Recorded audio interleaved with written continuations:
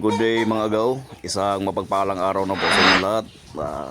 Ngayong umaga na to agaw ay magpapakain muna ako ng aking mga manok dito. Dahil maya maya ay meron po akong pupuntahan at isasama ko na yung aking mga anak dahil walang maiiwan po dito sa bahay. Yan, meron po kasing ibibigay sa akin agaw na dalawang manok po. Huluhano yung bloodline niya. So pupuntahan po namin yun mamaya pagkatapos ko mong magpakain itong mga alaga ko dito.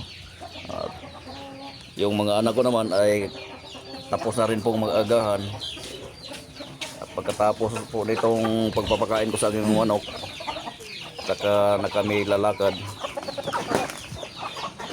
para makuha na yung manok na ibibigay sa akin. So medyo excited na ako agaw dahil madadagdagan naman po itong alaga ko dito ng ibang breed na malalaki. Yan. So ang sabi nga po agaw ay ibibigay lang po yun sa akin, pero hindi naman po ako papayag na kusa lang po yung ibibigay. Kaya papalitan ko po yun agaw ng dalawang pong manok galing po dito. Yan. Galing po sa mga manok na yan na kumakain. Siya nga pala agaw, itong patoka ko dito sa mga manok ko ay mumurahin lang po agaw. May halong kunting feeds at saka marami yung upang palay o yung tahop ng palay kung tawagin dito sa amin. Sa ganitong paraan po agaw ay nakakatipid po ako sa gastos. At takam na takam po yung mga manok ko dito sa pagkain na ganito agaw. So, okay na po yun, malaking tulong na po yun para makakasave ako sa gastos sa patoka. Yan. So malapit-lapit na po akong matapos agaw mapakain itong mga alaga ko dito.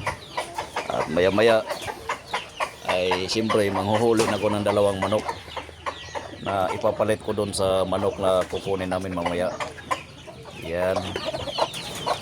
Yan po yung 13 heads natin na sisiw agaw dito. Bali magwa 1 month old na po yung mga manok na yan.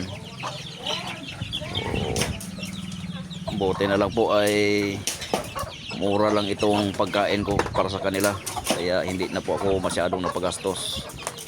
Yan.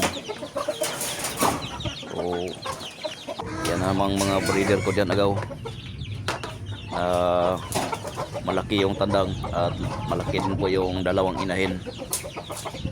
Yan, nangingitlog na po yung dalawa pero hindi pa po araw-araw.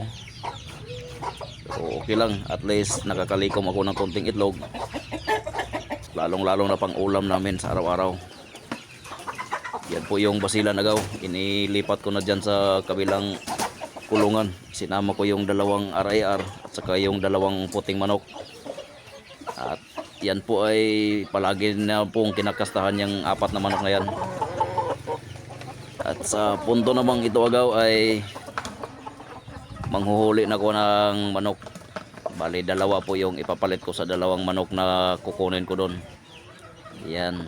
Sinipat-sipat ko na yon kung ano yung huhulihin ko. Yan, nakahuli na rin. Kulang na lang po ng isa. Tinabi muna para hindi na maka-eskapo. Ito yung pangalawa agaw na huhulihin kong manok. Yan, kuha-kuha.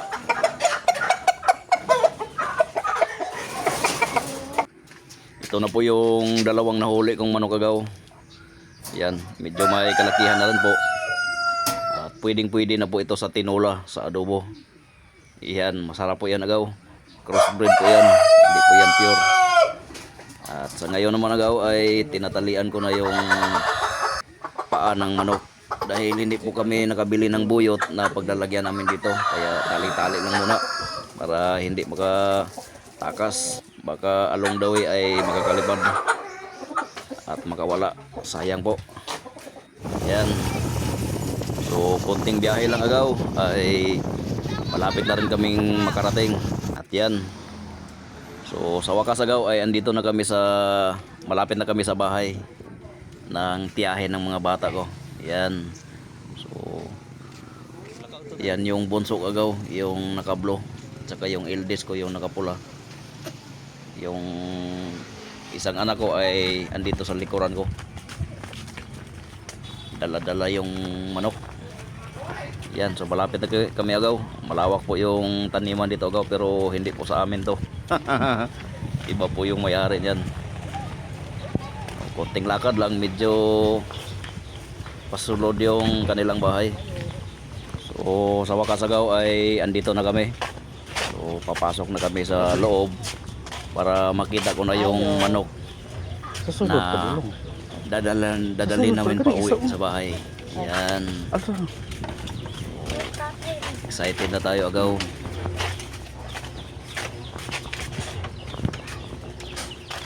Hey, wag buntag.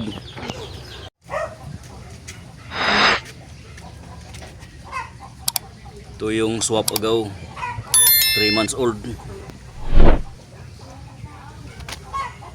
Yan yung ama. Tandang. Ito yung babae agaw.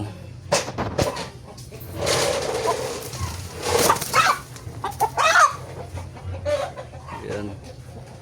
Yan agaw, konting shot muna bago kami uuwi. Pampalamig lang ng tiyan. Yan. At saka dito agaw ay halo-halo na po yung alaga nila. Merong pato, merong baboy, saka meron din pong mga manok. Ayan agaw, pauwi na kami at dala-dala ng mga anak ko yung 2 manok. Yan. So konting biyahe lang ay makakauwi na kami doon sa bahay. Ayan agaw, andito na yung 2 manok agaw na huluhan sa bago nilang tahanan dito sa manukan ko.